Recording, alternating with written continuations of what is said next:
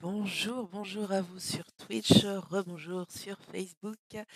Me revoilà pour, la suite de la journée mondiale des soins énergétiques, qui était hier, pour les personnes qui ont suivi la conférence publique d'hier.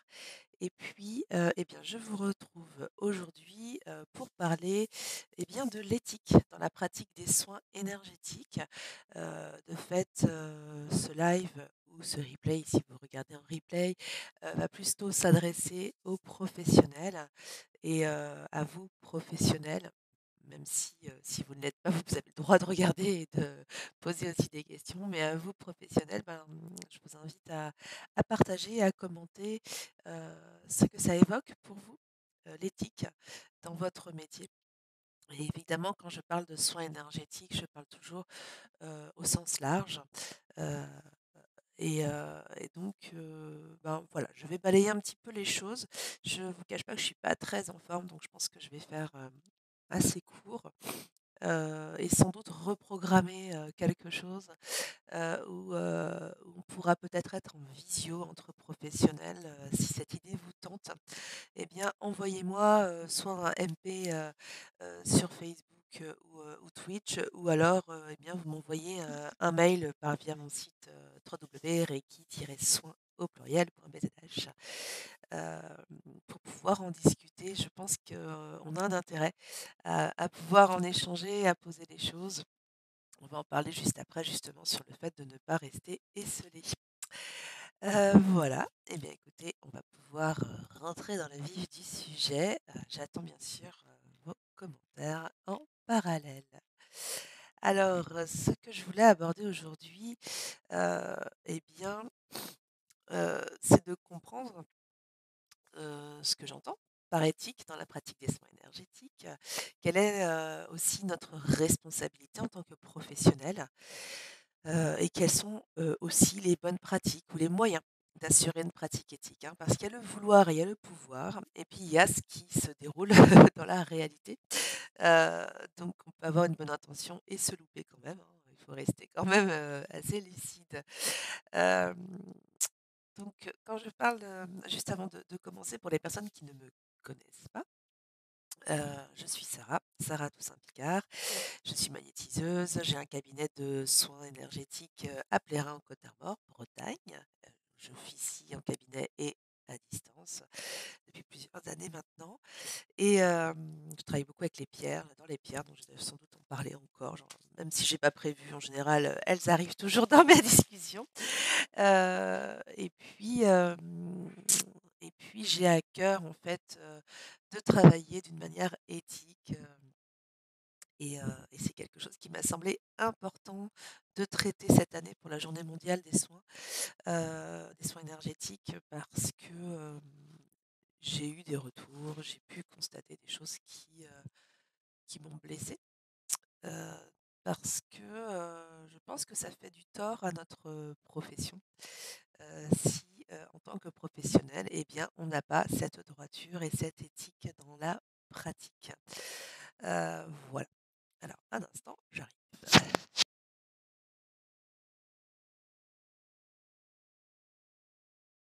Désolée pour Facebook, vous avez tous les bruits.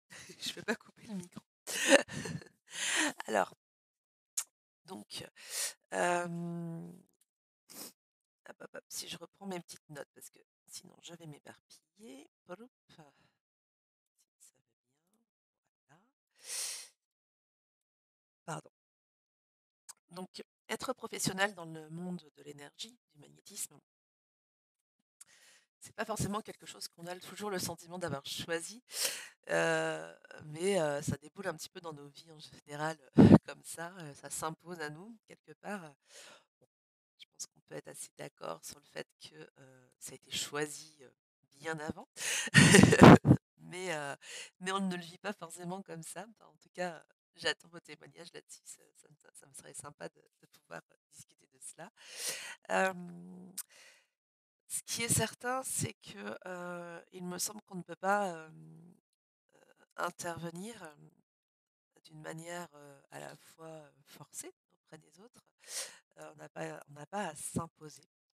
il est toujours important de laisser le libre arbitre aux personnes aux autres personnes, hein, finalement, et de les laisser venir à nous. Je pense que c'est une première chose et que, heu, je rentre un peu dans le vif du sujet, mais, il me semble que si une personne vient nous voir juste une fois sur une séance et que même si on estime qu'elle en aurait besoin de plusieurs, eh bien, et qu'elle ne souhaite pas revenir, cela lui appartient.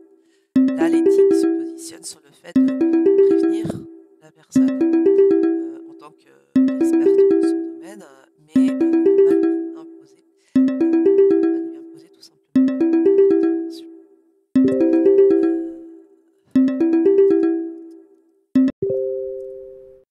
Hop. Donc l'idée, eh bien, aujourd'hui, bah, c'est déjà peut-être de définir en premier lieu, pour la comprendre, ce qu'est l'éthique et ce qu'est l'éthique dans la pratique des soins, énergétiques. Hop. Eh bien, alors l'éthique, c'est qu'est-ce que c'est? Eh bien, c'est, ce qui intègre des critères moraux dans son fonctionnement. On le connaît très bien avec le commerce équitable, heu, qui, heu, qui a mis au cœur effectivement le respect, à la fois de l'environnement, de la nature et de l'être humain. Heu, c'est d'ailleurs quelque chose qui me paraît, heu, important, aussi auquel, personnellement, je je suis attachée. C'est d'ailleurs pour ça, attention les pierres, que, j'ai ouvert ma boutique Bad Vitae pour, qui ne propose que des pierres issues de mines équitables et raisonnées, pour avoir cette éthique, pour, pallier effectivement à des commerces où malheureusement l'esclavage est encore, de mise, et notamment l'esclavage d'enfants. Donc c'est important de pouvoir faire le tri et de consommer en conscience. Je trouve que c'est une base, mais c'est ma manière de voir les choses, et comme j'ai pu le dire d'ailleurs, tiens, j'en profite avant de l'oublier, comme j'ai pu le dire sur la conférence d'hier, ce que j'expose ici, n'engage que moi. Ça s'agit de ma propre vérité. Il y a d'autres manières de voir, et c'est bien pour ça que, je trouve important de pouvoir en discuter. Donc si je reviens sur la définition de l'éthique, c'est ça, c'est effectivement intégrer des critères moraux dans son fonctionnement. Alors la définition de ce qu'est un critère, moral, eh bien ça peut être, ouvert aussi au débat, mais bon, a priori, de vue de ma fenêtre, eh bien c'est le respect d'autrui, le respect de soi-même. Évidemment, enfin évidemment non, il faut que j'arrête de dire évidemment, puisque là ça reste ma manière de voir, mais le critère d'autrui, le critère, de soi-même, le critère, le respect de son environnement. Je m'excuse, j'ai le nez en patate et ça me perturbe un petit peu. Heu, l'éthique dans les soins, énergétiques plus particulièrement, eh bien c'est ce qu'on va un petit peu explorer, et c'est ce qui, va permettre, pour nos métiers plutôt que nos métiers, et bien de perdurer d'une manière, légale, n'ayons pas peur des mots, et d'être reconnus. Parce qu'on est quand même sur des métiers, non reconnus, souvent attaqués. On a pu voir quelques articles de presse assez costauds là-dessus, à charge à mon sens. Il y a des associations qui se sont montées contre, nos métiers, hein, c'est quand même pas rien, qui ne prouvent rien d'ailleurs, enfin bon, ça c'est un autre débat. Heu et donc du coup dans cette éthique, alors je vais peut-être enfoncer des portes ouvertes si vous allez m'écouter comme ça, mais ce que je vais vous inviter à faire, c'est, d'être sincère avec vous-même et de dire: «Ben, ouais, OK, dans la liste, ça me paraît juste, mais est-ce que dans ma pratique, je respecte cela?» Et effectivement, dans l'éthique, dans ce que j'entends, pardon, par éthique, eh bien, il y a le respect de la personne qui vient nous voir, c'est-à-dire respecter, son autonomie, sa dignité, ses croyances. Heu, après on sait bien que dans notre domaine, on travaille, alors avec l'univers, avec les anges, les archanges, avec les divinités, enfin, il peut y avoir plein de d'interactions, et que sais-je encore. Et les personnes qui peuvent nous voir ne sont pas forcément, croyantes ou n'adhèrent pas forcément, à cela, mais elles viennent nous voir plus peut-être pour le côté magnétique qui, elles n'ont pas forcément besoin de comprendre, comment ça fonctionne, mais ça leur plaît bien de de voir ça. Heu et enfin de venir nous voir, excusez-moi et sans avoir besoin de comprendre. Elles n'ont pas forcément envie de comprendre cela et ça se respecte autant. Et je trouve que bon, quand on parle de respect, eh bien derrière, il y a ce mot qui commence à être galvaudé, heu, marketé, j'ai envie de dire, qui est, la bienveillance. Et pourtant, elle est importante encore plus dans nos métiers, et c'est important de poser un regard bienveillant, non jugeant et d'être, pourquoi pas aussi dans la compassion. Pareil, c'est la manière que j'ai d'aborder les choses. Hem, la bienveillance, c'est vraiment ce côté, ce côté où qu'importe l'histoire de la personne, qu'importe ce qu'elle traverse, c'est très lié au non-jugement, pardon, effectivement, parce qu'à partir du moment où on va juger, à mon sens, on ne peut pas avoir une intention, heu, pure et apporter, amorcer, aider la personne à amorcer, la guérison ou du moins l'apaisement, lui apporter du bien-être si, on est là en train de juger, parce qu'elle a trompé, son conjoint ou sa conjointe, parce que la personne a coupé les ponts, avec telle ou telle personne ou parce qu'elle a telle maladie, enfin voilà. À mon sens, ce n'est pas possible. Donc voilà, je trouve que c'est super important. L'idée, c'est pas de l'étaler, de manière, promotionnelle comme, on peut le voir, mais c'est important d'en avoir conscience et de s'interroger et peut-être pour aller plus loin, de se dire que, si on se sent pas capable d'accompagner quelqu'un, on peut très bien, enfin c'est pas qu'on peut très bien, c'est qu'on se retrouve en situation de contre-miroir qui, heu, qui fait que parfois certaines situations peuvent être très déstabilisantes. Alors à mon sens, c'est qu'on nous envoie une petite épreuve pour voir si on est guéri de notre côté en parallèle, heu, par rapport à une épreuve vécue. Alors excusez-moi, j'ai perdu le fil de ce que je voulais dire. C'est pas facile avec un rhume, hein. Hem, excusez.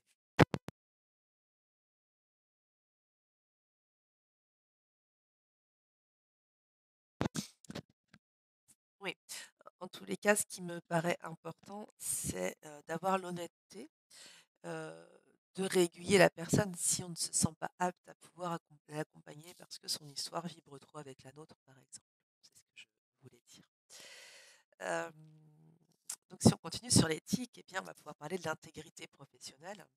Heu et donc là, l'intégrité, c'est vraiment très, très en résonance avec très global par comme l'éthique finalement, où, il va être important d'être honnête, je dirais même pourquoi pas transparente sur sa pratique. Expliquer les choses sans pas forcément rentrer dans le détail parce que comme je vous dis, toutes les personnes qui viennent nous voir n'ont pas vocation à connaître tout cela, mais expliquer tout simplement comment va se dérouler la séance, comment,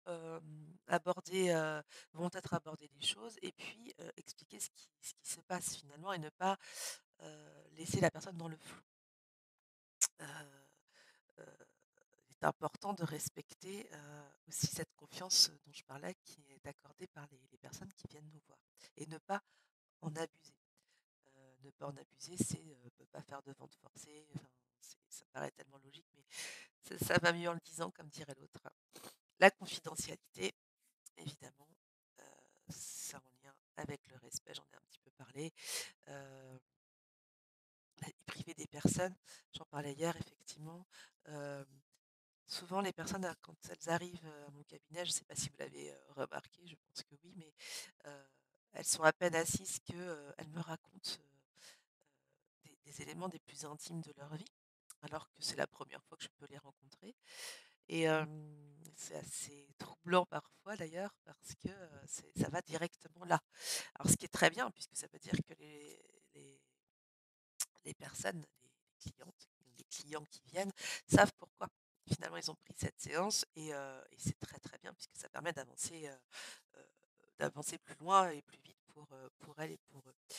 Heu, c'est évidemment ce qu'ils nous disent, c'est important que ça reste, là où ça a été dit et que ça ne sorte pas, c'est pareil, ça tombe sous le sens, mais ça va mieux en le disant. Le consentement éclairé, c'est un grand mot, mais c'est important de pouvoir, là encore, heu, indiquer aux personnes ce que l'on peut faire ou non. Heu, on sait très bien que dans les protocoles, on nous l'apprend normalement, hem, il y a des choses qu'on ne peut pas, heu, retirer aux personnes si elles ne sont pas d'accord. C'est un petit peu comme voilà, alors, si je fais ce parallèle-là, je vais peut-être porter le flanc à certaines choses, mais on ne peut pas forcer une personne à faire une opération. Même si, le médecin ou la médecin est tout à fait, consciente que ça va sauver la vie de la personne, par exemple. Là, je fais un grand parallèle, mais il y a des choses que l'on peut, proposer, pour aider les gens qui viennent nous voir, mais si, les gens ne sont pas prêts ou prêtes, eh bien, on ne va pas pouvoir les obliger finalement à le réaliser. C'est comme pareil, comme je disais tout à l'heure, s'il nous faut plusieurs séances, heu, pour arriver au bout de la problématique, excusez-moi, eh bien, il semblerait que, si la personne ne veut pas revenir, on ne va pas, poursuivre le travail contre son gré. D'ailleurs, ce qui me fait penser que l'une des premières choses effectivement, c'est d'avoir l'autorisation de la personne pour intervenir sur ses corps, sur ses énergies. L'autorisation des parents quand il s'agit des enfants, évidemment. L'autorisation, sauf en cas de grande urgence vitale, ça on a pu le constater, enfin et on va aller sur le soulagement de la douleur effectivement, en cas d'urgence. C'est somme toute c'est peut-être bien le seul moment où on peut intervenir, sans consentement, de la personne.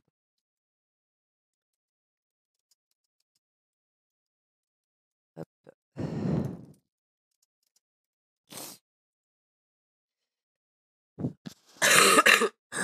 Pardon.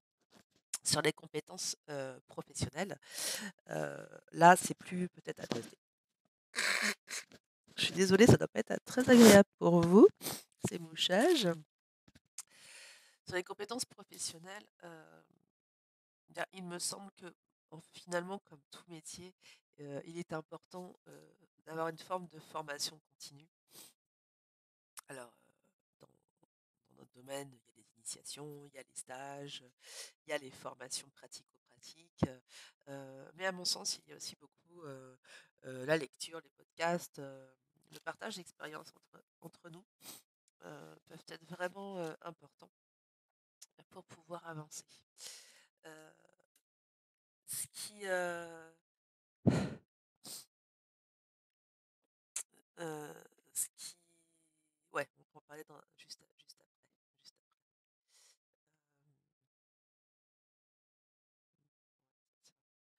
Si, si, on peut en parler là, heu, pardon, par rapport,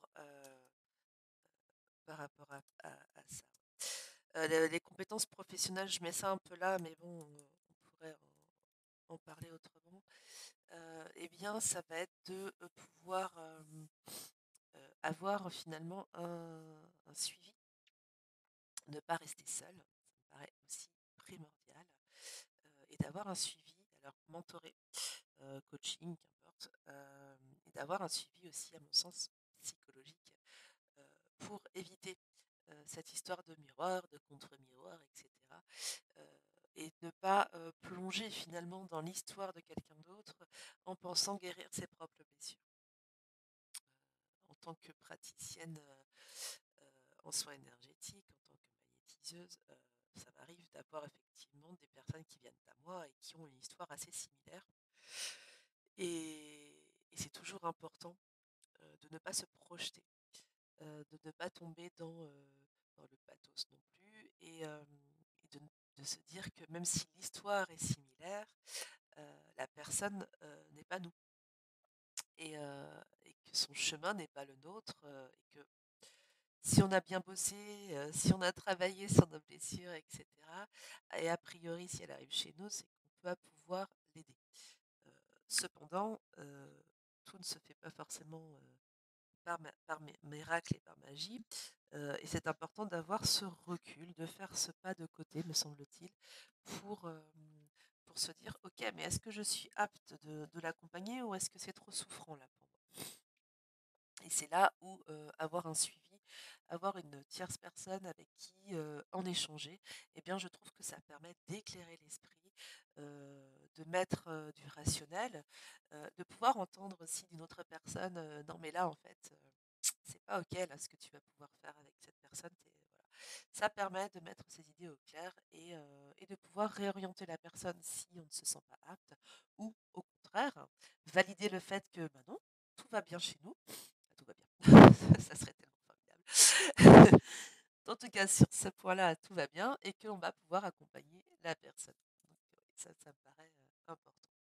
Ce qui garantit aussi derrière, eh bien, de ne pas charger la personne de nos propres problématiques. Euh, voilà. Qu'est-ce qu'on pourrait dire d'autre? Il y aurait plein de choses. Après, je pense vraiment que je vais vous proposer euh, une visio, donc qui ne serait pas en live, hein, mais une visio, pour pouvoir en discuter et pourquoi pas créer un groupe d'échange, de discussion qui pourrait être sympa. Si vous êtes arrivé jusque-là et que l'idée vous tente, eh bien évidemment, je vous laisse venir vers moi et me dire que ça vous intéresse. Me dire ça n'est pas engageant de toute façon. Ok. Alors, pourquoi l'éthique est si importante de mon point de vue? Eh bien, parce qu'on a des responsabilités envers notre clientèle, ça je l'ai dit, il me semble, là-dessus, sur ce point. Euh, mais on a des responsabilités à la fois, eh bien, envers la société, on fait quand même partie de la société, n'en déplaise à certaines, et par rapport à notre profession. Je dis notre profession au sens vraiment général. Euh, il me semble important euh, d'avoir des comportements corrects et conscients de l'impact que l'on peut avoir, euh, de l'impact qu'on peut avoir sur les personnes aussi, hein, qui peuvent être influençables. Ça, il ne faut absolument pas s'en saisir. Au contraire, je pense que c'est important de prévenir la personne et ne pas en profiter. Euh, Parce que quand on mal agit, euh, quand on n'est pas éthique, quand on n'est pas correct, eh bien, ça va rejaillir forcément sur l'ensemble des professionnels et donc sur nos professions qui, dans le magnétisme et le soin énergétique, somme toute, il faut être très clair avec ça, n'est pas reconnu officiellement, il ne me semble pas en tous les cas, et que demain on nous dit que l'on n'a pas, si on n'a pas le droit de pratiquer, ben, on n'aura plus le droit de pratiquer si ce n'est en loose day. Voilà. Donc c'est important d'avoir cette posture éthique pour gagner en légitimité, en crédibilité et pourquoi pas, ça c'est un vœu que j'émets vraiment aujourd'hui, d'avoir une reconnaissance et de pouvoir travailler évidemment en collaboration avec le corps médical, que ce soit le corps médical du corps ou euh, au niveau mental, psychologique. Parce qu'il me semble qu'on aurait tout intérêt à le faire. Alors on voit des fois des petites choses qui se passent et c'est très bien, je trouve ça chouette, mais j'ai à cœur vraiment que ça se puisse se produire à plus grande échelle. Ce qui me fait penser que j'ai quand même loupé un truc important sur, sur le fait eh bien, de ne pas, euh, comment, par rapport à euh, de ne quand une personne vient nous voir, excusez-moi, quand un client ou une cliente vient nous voir, il ne faut pas faire arrêter un traitement, hein. Ça va mieux en le disant aussi. Quand une personne vient vous voir parce qu'elle est en burn-out ou qu'il y a des signes de dépression, évidemment, si vous n'avez pas une formation psychologique ou doctorante, vous ne pouvez pas le diagnostiquer, mais vous pouvez pressentir des choses. Enfin, et dans ces cas-là, ça me semble important d'aiguiller vers là où le professionnel ou le type de profession qui peut, médicale, qui peut l'aider, hein. Quelqu'un qui est en dépression, c'est au minimum le médecin traitant ou la médecin traitante, ou alors, vers un psychologue ou psychiatre éventuellement, pour que la personne puisse, eh bien, être aidée d'une autre, manière. Je suis très favorable à la complétude, de ces domaines, donc ça me paraît normal d'agir comme ça. Petit, alors comment est-ce qu'on peut effectivement, garantir une éthique dans notre, travail? Eh bien, je vous ai parlé, hein, effectivement, de fait d'être supervisé, heu, que ce soit par le mentorat, par un suivi psycho et cetera. Un groupe de soutien aussi, je pense que ça peut être, intéressant. Si vraiment là, j'avais plus ou moins cette idée-là, mais un groupe de soutien éthique, tout simplement. Je vais lancer ça, je pense. Ce qui est important, c'est d'avoir aussi, un code de déontologie quelque part. Alors, on sait qu'il y a des associations qui existent, des syndicats, il y en a partout, ça pullule, c'est la guerre un peu là-dedans, je trouve, vu d'extérieur. C'est compliqué de choisir vers lequel on peut aller. Il y en a qui prônent, la vérité au lieu de leur vérité. Alors ça, je trouve ça toujours très, très dérangeant, heu, parce que quand on prône, la vérité, on est en train de flirter avec le côté sectaire et ça, moi, ça ne me plaît pas personnellement. Voilà, la formation continue, on en a parlé, mais je pense qu'effectivement, heu, garder l'esprit ouvert, c'est toujours une belle garantie de ne pas s'enfermer dans des préceptes et je pense que c'est l'alliance finalement de tout cela qui permet de garder les pieds sur terre et de ne pas flirter, eh bien, avec les mauvaises intentions, les mauvaises actions. Allez, n'ayons pas peur des mots avec la magie noire, et cetera, et cetera.